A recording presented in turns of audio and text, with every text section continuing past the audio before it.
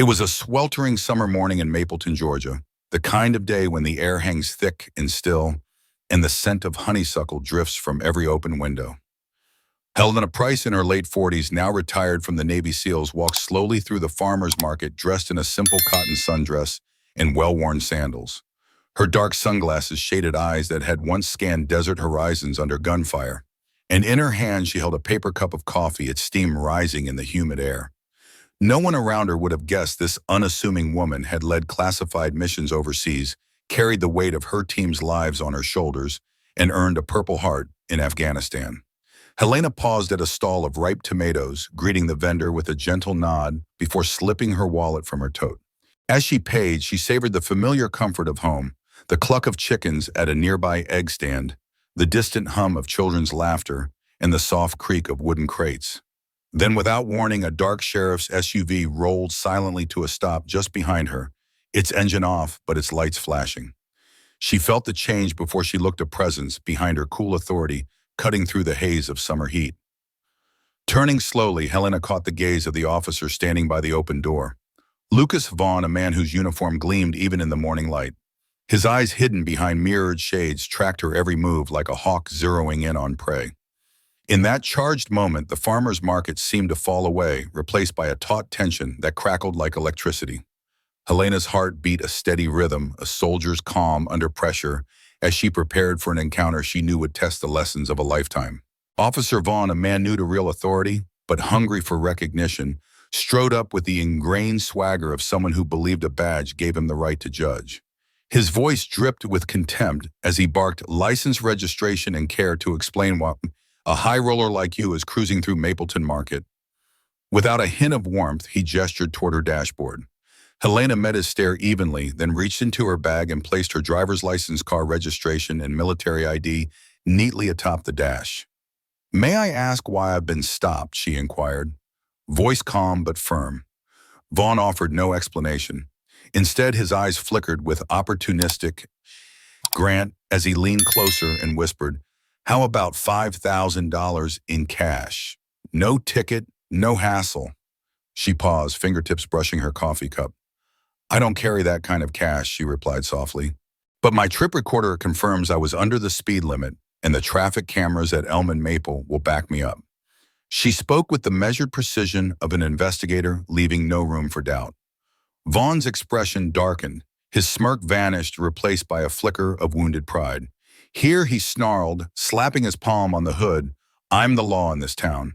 No payoff means you're looking at a ticket and maybe a tow." His tone dared her to call his bluff. Rather than shrink back, Helena leaned forward, her eyes unblinking.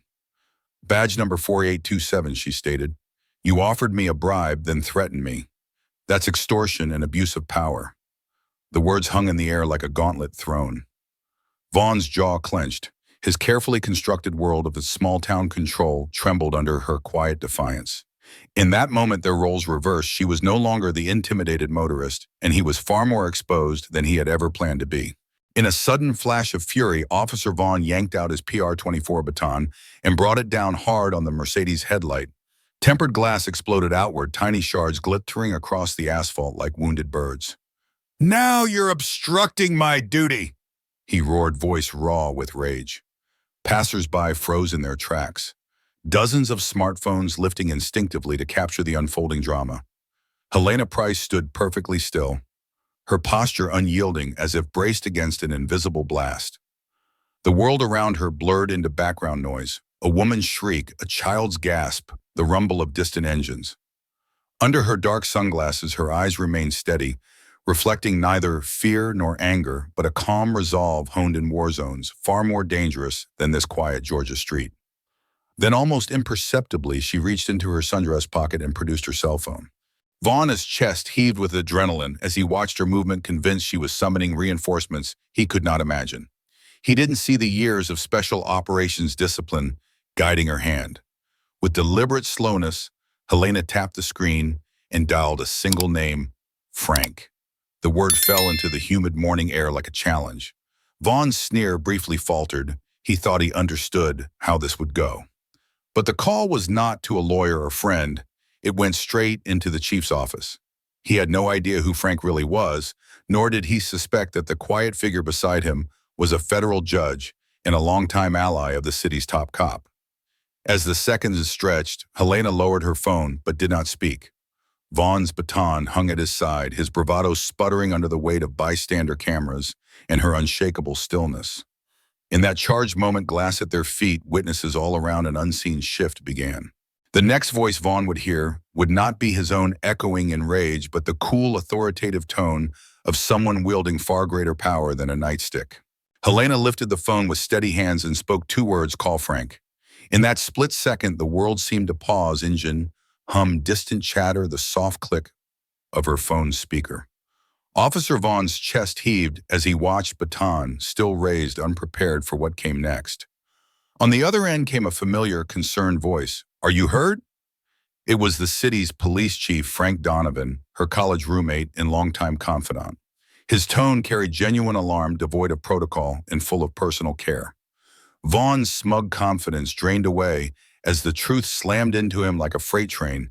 The woman he'd just assaulted was not a jaywalker or an out-of-town troublemaker, but a sitting federal judge and respected community leader. Vaughn froze in place, baton suspended in midair, eyes wide beneath his sunglasses. The brass nameplate on Helena's badge wallet, thrown aside moments earlier, gleamed in the morning sun. Honorable Helena Price, U.S. District Judge. In that instant, everything Vaughn thought he knew about power and control crumbled. The quiet, resolute figure before him was backed not by local ordinance, but by federal authority and decades of legal weight. Around them, bystanders lowered their phones, the collective gasp rippling through the small crowd. The boy on the porch stopped recording, mouth agape. The woman at the market clutched her bag as if to steady the world itself. The significance of the moment sank in. A corrupt cop caught in an act of blatant abuse stood exposed before his peers, his community, and the nation. Vaughn's baton hand trembled. He had misjudged the situation, underestimated his target, and forgotten that true authority lies in restraint, not intimidation. As silence stretched on, broken only by the chief's calm questions, in Helena's measured responses, the weight of Vaughn's actions settled on his shoulders. The man who once believed himself untouchable now faced the harshest judgment of all his own. Not a minute later, an unmarked SUV rolled up, its low-profile red-blue lights flickering like warning beacons. The door swung open to reveal Chief Frank Donovan himself, face flushed with anger and disappointment. He strode forward, voice ringing clear over the stunned hush. "What you just did, extortion, destruction of property, blatant racial bias has no place in this department." He lifted his radio and barked crisp orders. "Officer Vaughn, you're relieved of duty. Lieutenant Miller, Detective Rodriguez, disarm him immediately. Take his baton, firearm, and badge. Place him in custody and escort him to internal affairs." Within seconds, Lieutenant Miller and Detective Rodriguez moved in with professional efficiency. Miller pried the baton from Vaughn's hand while Rodriguez snapped handcuffs around his wrists, the cold links clicking shut like a verdict. The badge and holstered weapon followed, collected and stowed away. Vaughn stood rigid, humiliation and fear etching deep lines across his face as the unbreakable chain of accountability came crashing down around him. Once Vaughn was secured in the back of the patrol car, Chief Donovan turned to the veteran with genuine remorse. "I am so sorry. This happened," he said softly, extending his hand in apology.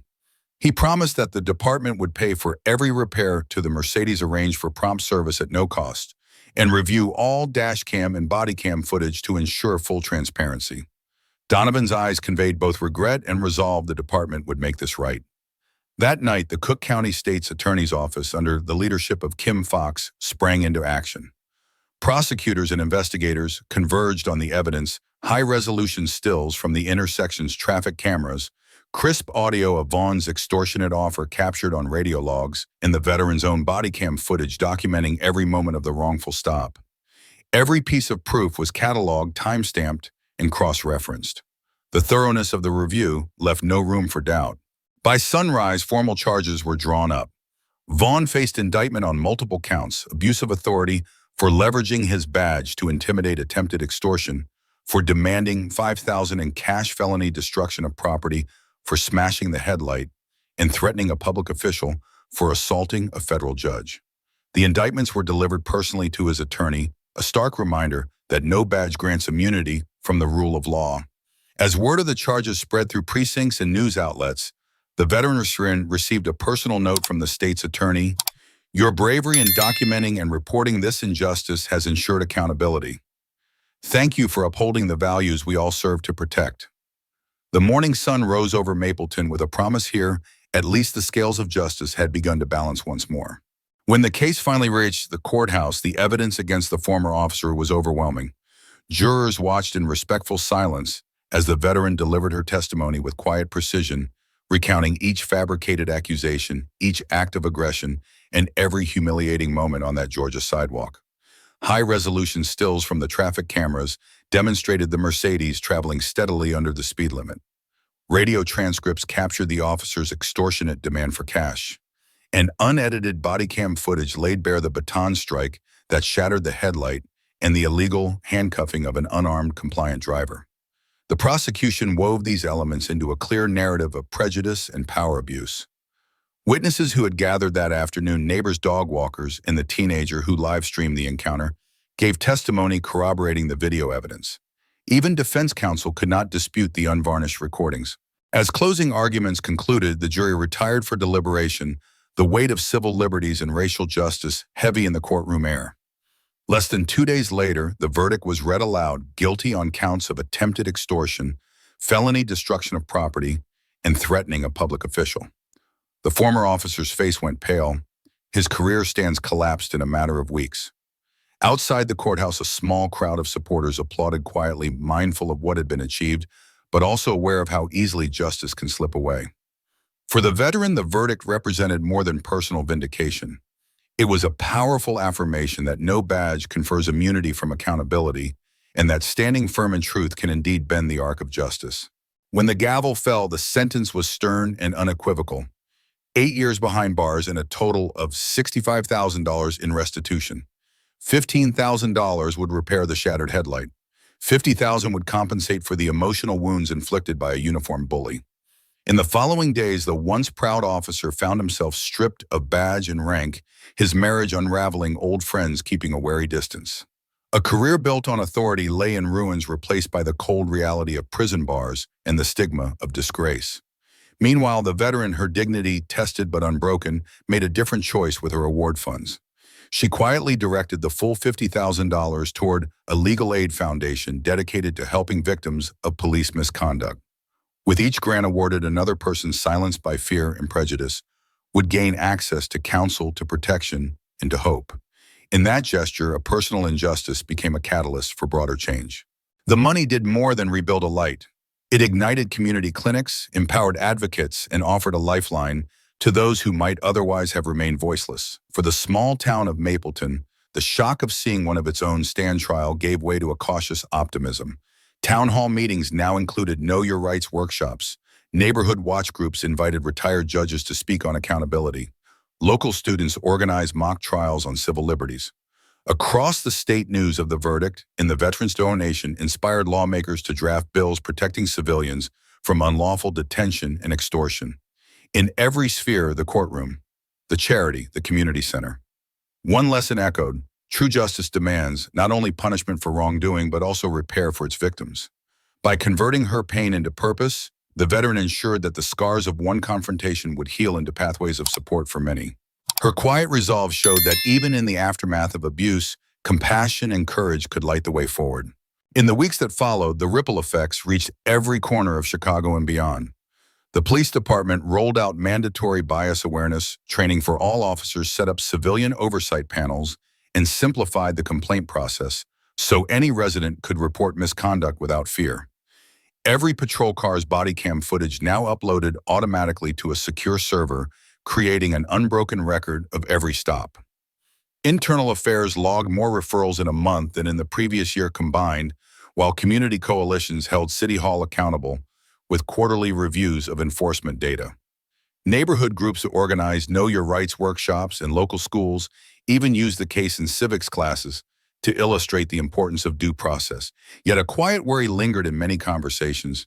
If a decorated veteran and federal judge could demand swift justice, would an ordinary motorist without prestige or connections ever receive the same protection under the law?